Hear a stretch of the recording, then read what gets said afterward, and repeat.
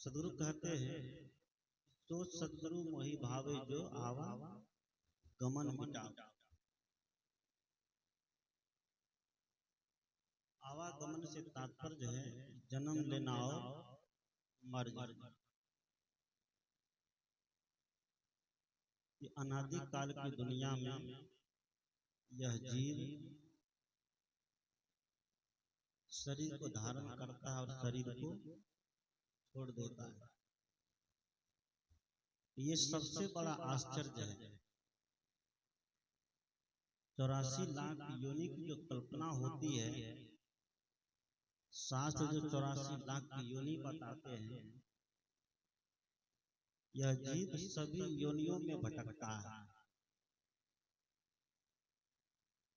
सदगुरु कबीर मानव को मानव से जोड़ते हैं, मानव को अपनी परछाई बताते हैं, उसको याद दिलाते हैं कि आप अगर मनुष्य हैं तो आपको मनुष्य के जैसा रहना चाहिए, मनुष्य के जैसा करना चाहिए, मनुष्य के जैसा बोलना चाहिए, मनुष्य के जैसा खाना चाहिए। क्योंकि धरती तल का दुनिया का सबसे बड़ा प्राणी कहना चाहिए तो मनुष्य को माना गया है, सौभाग्यशाली माना गया है। गोस्वामी तुलसीदास ने भी कहा कि बड़े भाग मानुषपन पावा। कबीर साहब ने उसके पहले ही कह दिए कि मानुष जन्म दुर्लभ है, बहुरी न दूजी बार, पक्का फल गिर पड़े तो बहुरी न लागे डार। यह जीव मनुष्य के शरीर से निकलेगा। बहुत लोगों का कहना है जैसे आम के बीज से आम का ही पौधा होता है, कटहल के बीज से कटहल का ही पौधा होता है, लीची के बीज से लीची का ही पौधा होता है, गेहूं के बीज से गेहूं का ही पौधा होता है। उसी तरह यह जीव मनुष्य का शरीर छोड़ेगा तो दोबारा मनुष्य का शरीर ही मिलेगा। ये साइंस, ये विज्ञान बिल्कुल गलत है। क्योंकि आम के बीज से आम का पौधा ले होता है, यह बीजी असर है, वह जड़ प्रकृति का अपना गुण है। लीची के बीज से लीची का पौधा होता है, वह बीजी असर है। कटहल के बीज से कटहल का पौधा होता है, वह बीजी असर है। लेकिन मनुष्य शरीर को छोड़ेगा यह जीव तो पुनः मनुष्य शरीर में ही आएगा, ये कहना बड़ा दुर्लभ है। क्योंकि यहाँ कर्मों का प्रभाव है। इसलिए गोस्वामी तुलसीदास ने कहा है कि कर्म प्रधान विश्व करी, राखा जो जस करहि सो तस फल जाका। मनुष्य शरीर में आकर के कर्मों की प्रधानता हो जाती है। अगर कर्म हमारा सुंदर है, कर्म हमारा पवित्र है, तो जीते जी हम स्वर्ग को भोगते हैं, मरने के बाद स्वर्ग खोजने की आवश्यकता नहीं पड़ेगी। जिसका कर्म पवित्र है, जिसका आचरण पवित्र है, वह व्यक्ति जीते जी स्वर्ग को भोगता है। कबीर साहब ने कहा भी है कि साधु भाई जीवत ही करो आशा। आज सभी लोग मरने के बाद स्वर्ग खोजता है, जो कहीं है नहीं। अगर मरने के बाद ऊपर में स्वर्ग होता, हमारे इसरो के वैज्ञानिक कुछ दिन पहले चंद्रयान को भेजा, तो चंद्रयान मुझे लगता है कि सबसे पहले स्वर्ग पर ही जाता। स्वर्ग का कोई लोक होता, वह चंद्रयान सबसे पहले स्वर्ग में जाता और स्वर्ग का भी बायोडाटा खींच करके पृथ्वी पर भेजता। जो लोग भारत के जितने लोग स्वर्ग में आने के लिए तैयार है, उनको मैं यहीं से भेज देता हूँ कि स्वर्ग में क्या मिलता है। भेजता है सही या गलत बोलिएगा, प्रश्न उत्तर करिएगा। क्योंकि सत्संग में वार्तालाप होनी चाहिए।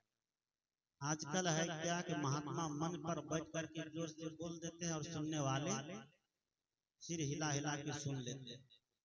विचार नहीं किया जाता है। कबीर विचार मंद कहते हैं, करहु विचार तो सब दुख जाई, परिहरि झूठा केर सगाई। अगर ऊपर में कोई स्वर्ग होता, जन्नत होता, खुदा होता, जहाँ कहते हैं कि वहां पर दूध की नदी बहती है, फूल की शैया पर सुलाए जाते हैं, एकदम कंफर्टेबल आसन पर बैठाए जाते हैं, जब इतनी व्यवस्था स्वर्ग में है तो फिर पंडित जी के द्वारा यहाँ से सब कुछ क्यों भेजा जाता है? भेजना चाहिए कि नहीं भेजना चाहिए? जब स्वर्ग में इतनी व्यवस्था है कि वहाँ दूध की नदी बहती है, कंफर्टेबल बिस्तर पर आसन पर सुलाए जाते हैं, बैठाए जाते हैं, जैसी जैसी अप्सरा खोजी वैसी वैसी अप्सरा मिलती है, जो खाने के लिए चाहिए वह वहाँ पर मिलता है। क्योंकि हमारे यहाँ शास्त्रों में ये सारी बातें वर्णित कर दिए गए हैं। जब स्वर्ग में इतनी चीजें मिल रही है तो यहाँ से सब कुछ भेजना पड़ रहा है, इसका मतलब है कि स्वर्ग झूठा है। सदगुरु कबीर ने कहा वह स्वर्ग ऊपर में कहीं नहीं है, वह स्वर्ग बाहर में कहीं नहीं है, वह स्वर्ग इसी पृथ्वी पर है, इसी परिवार में है, इसी समाज में है। समाज में रह करके कोई व्यक्ति उपद्रव फैलाता है, समाज में रह करके कोई व्यक्ति समाज को गंदा करता है, समाज में रह करके कोई व्यक्ति एक दूसरे को सताता है, परेशान करता है, समझिए कि इससे बड़ा नरक और कहीं नहीं है। और इसी समाज में रहकर कोई शांति स्थापित करता है, कोई धर्म स्थापित करता है, कोई परोपकार करता है, कोई दान करता है, कोई सेवा सहयोग करता है, तो समझिए कि इसी समाज के बीच में क्या है, स्वर्ग का राज भी है। यहाँ हर चीज मिलने के लिए तैयार है। हम स्वर्ग खोजेंगे तो स्वर्ग मिलेगा और नरक खोजेंगे तो नरक मिलेगा। हमारे ऊपर निर्भर करता है कि हम जाना किधर चाहते हैं। अगर फ्री का खोजेंगे तो फ्री वाला ही मिलेगा ना। एक जगह होटल में लिखा हुआ था, एक आदमी आया होटल के सामने खड़ा है, वहाँ लिखा हुआ था कि यहाँ दोनों तरह का खाना होता है, फ्री वाला भी और पैसा वाला भी। तो फ्री का खाना हो तो दाएं मुड़ जाइए और पैसा दे के खाना हो तो बाएं मुड़ जाइए। तो हम लोग किधर वाला पसंद करेंगे ज्यादा?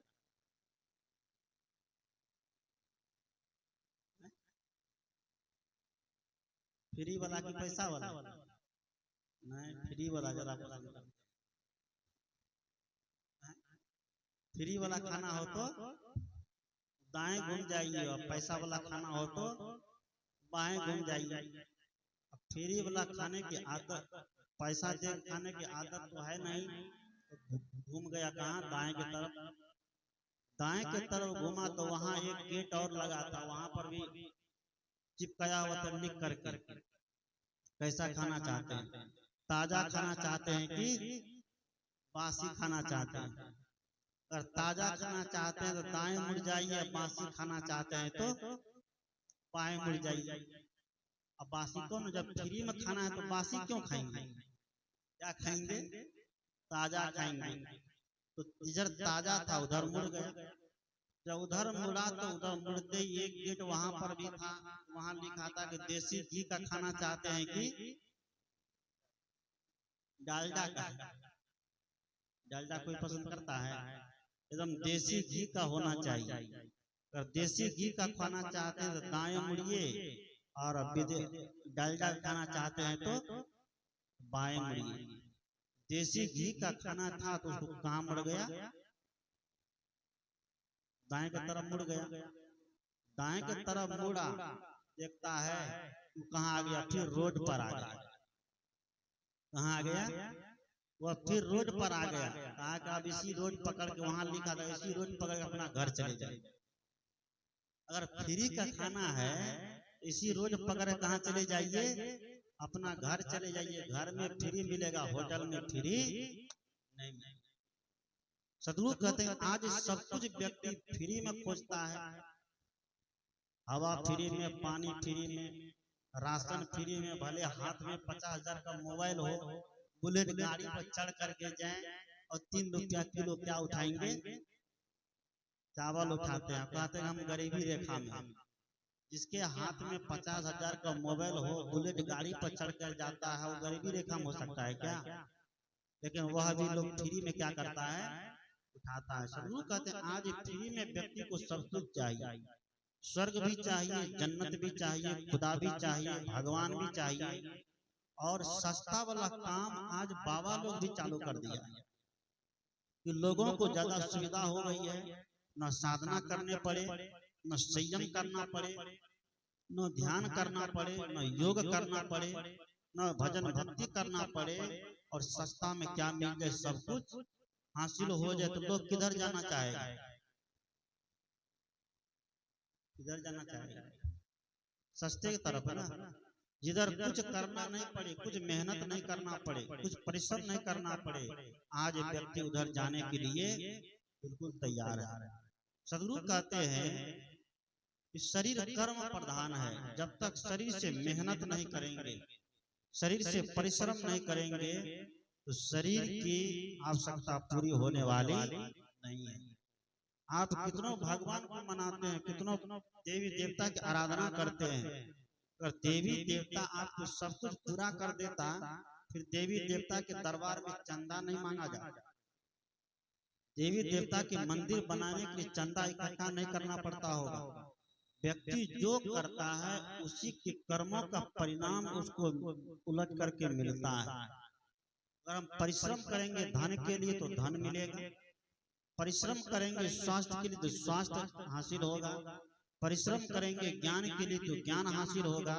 इसलिए कबीर साहब ने कहा कि करो बहिया बल अपनी। गुरु कबीर का सीधा रास्ता है, राजमार्ग जिसको कहते हैं, हाईवे नेशनल जिसको कहते हैं, जैसे हाईवे नेशनल पर गाड़ी लेकर चल दीजिए, आपको जहां जाना हो वहां सुविधा से चले जाइए। दुनिया के जितने संप्रदाय हुए सब उलझाने का काम किया है, सब केवल भ्रम पाखंड में फंसाने का काम किया है।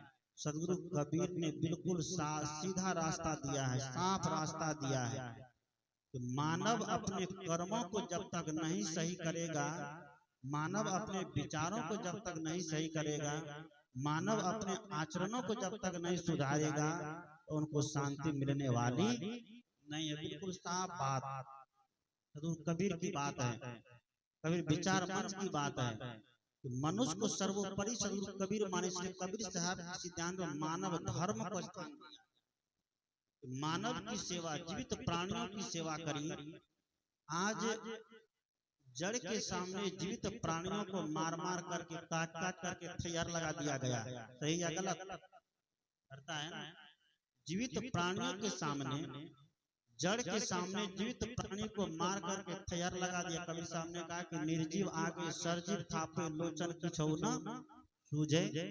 निर्जीव के आगे सजीव प्राणी की क्या करते हैं, बलि चला देते। किसके नाम पर? देवी के नाम पर, दुर्गा के नाम पर, भगवती के नाम पर, काली के नाम पर। और ये सब काम अपने स्वार्थ के कारण हो रहा है। जिस दरबार में हम बकरे चढ़ाते हैं, जिस दरबार में हम भैंसा चढ़ाते हैं, जिस दरबार में हम भेड़ चढ़ाते हैं, वह दरबार के दरबारी जो है, वह देवता जो है, वह उसको सूंघता तक भी नहीं है। क्या सूंघता है बताइएगा नवयुवक लोग। ये युवा पीढ़ी आज उधर ज्यादा भागती जा रही है, भाग रही है ना। मंदिर के देवी को ये लोग खुश रखना चाहते हैं, लेकिन घर के देवी को खुश नहीं रख सकते हैं। मंदिर की देवी के पास जाकर के एकदम सुंदर तरीके से सेल्फी फोटो खींचता है, लेकिन माँ का चेहरा अगर सही नहीं है तो उसका फोटो भी खींचना पसंद नहीं करते हैं। ये हमारी युवा पीढ़ी में आ गई। आज नवरात्रि के दिनों में मैंने सुना कि नमक खाना व्यक्ति छोड़ दिया, भोजन छोड़ दिया, लेकिन वैसे वैसे लोगों को देखा कि गुटखा खाना नहीं छोड़ा। गुटखा खा करके उसका नवरात्रि चल रहा था, मैं प्रत्यक्ष देखा हूँ। जिसको मैंने सुना कि ये नवरात्रि कर रहा है, उसको मैं गुटखा फाड़ करके खाते हुए देखा। नमक से तुम्हारी क्या दुश्मनी थी?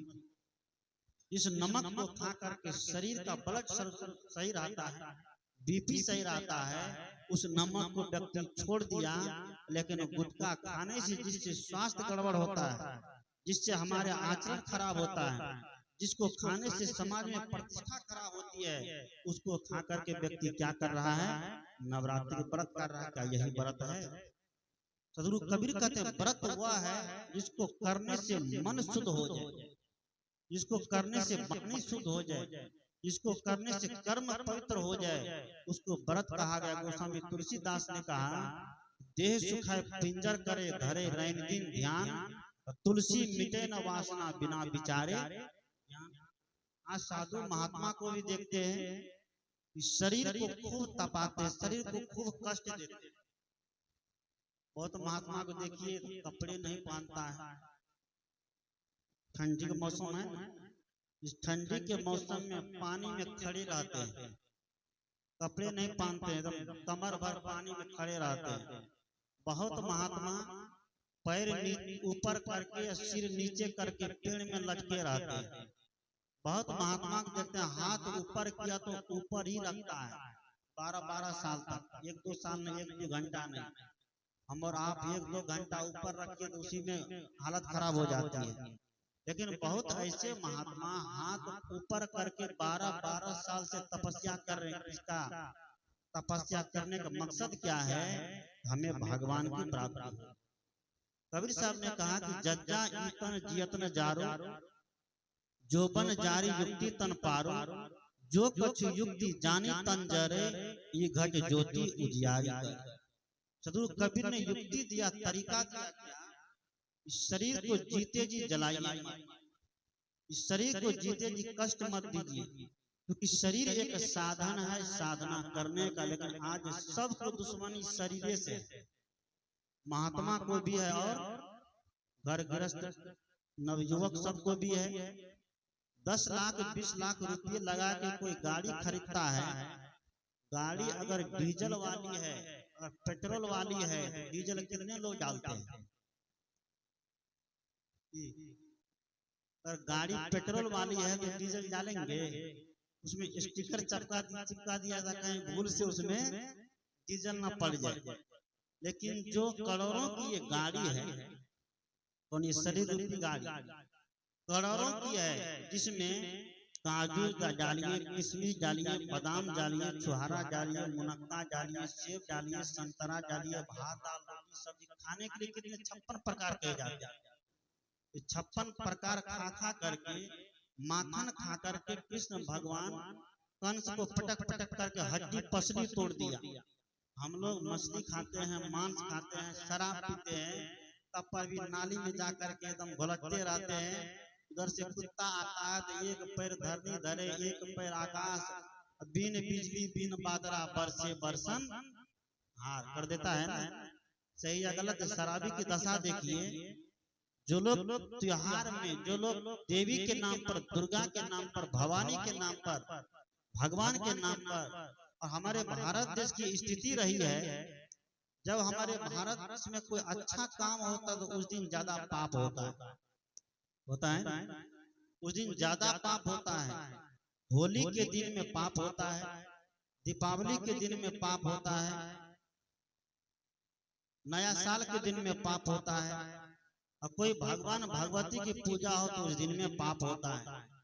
ये हमारे भारत देश की स्थिति है। जिस दिन तीज हो, जिस दिन त्योहार हो, उस दिन व्यक्ति का मन और पवित्र करने के लिए, पवित्र खाने के लिए, पवित्र पीने के लिए, पवित्र सोचने के लिए करना चाहिए, तो उस दिन और पाप बढ़ जाता है। इसलिए सदगुरु कबीर जैसे महापुरुष को धरा धाम पर आना पड़ा। इस मानव की दशा को देखते हुए, हे मनुष्यों, एक समय ऐसा आएगा तो मरना तो निश्चित है। कौन आया रहने के लिए? कोई आया है? इसलिए भजन में सुनते हैं ना, जगत में कोई ना परमानेंट। ये भजन सुना देता हूँ कि जगत में कोई न परमानेंट।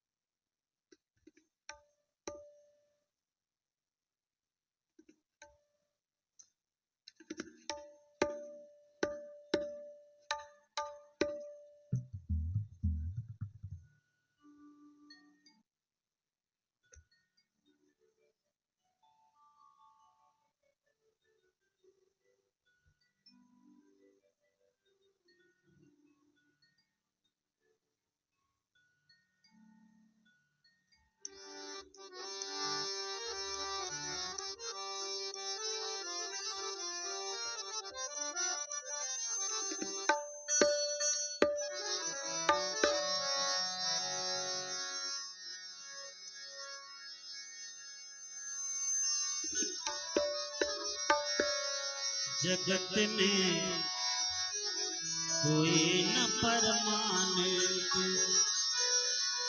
जगत में कोई न परमानंद। तेल चमेली चंदन साबुन, तेल चमेली चंदन साबुन चाहे लगा लो सेंट, जगत में कोई न परमानंद, जगत में कोई न परमानंद, जगत में कोई न परमानंद।